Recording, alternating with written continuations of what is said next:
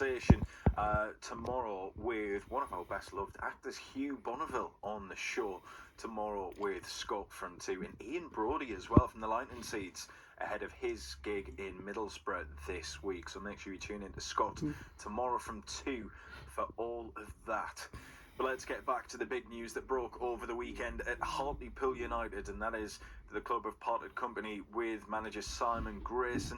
Just 15 games in all competitions, he ended up in charge of Hartlepool United after he was appointed as Anthony Limbrick's successor in June of this year.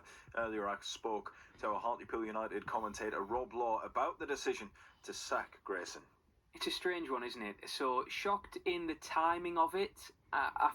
There was a sense of inevitability about it. I think, Hartlepool United, it's not often you get afforded a lot of time. I think that is fair to say. The last 5 managers have been afforded 17 games or less. Simon Grayson has got 15 games. I did think he may get till Sutton at the weekend in the 5:30 kickoff because they obviously have the replay tomorrow night, Tuesday night, and then Sutton United, who are down the wrong end of the table, really struggling. I did think he might get those games, and there is a favourable run of games coming up after that.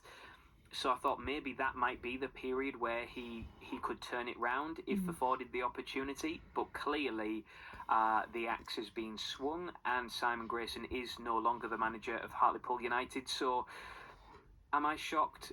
Is anybody ever really shocked at this point when a manager is changed at Hartlepool United in October? It seems to happen quite frequently.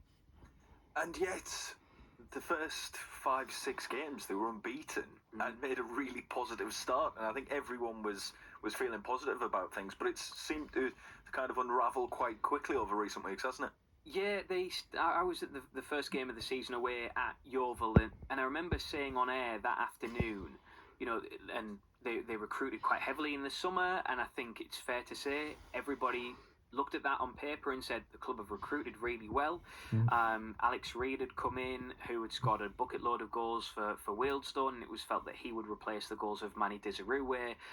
Good defensive line that up until recently, had been very, very strong, and that was a marked improvement on last season. But as soon as the injury started to hit, and there was that feeling in the summer that yes, the starting 11 is strong and it should be commended for the recruitment there. Beyond that, things do look a little bit thin, and what if it happens again? It being the injuries that we've seen in recent seasons, the injuries that have unravelled Pool's seasons gone by, and so it's proven, just when the injuries start to bite.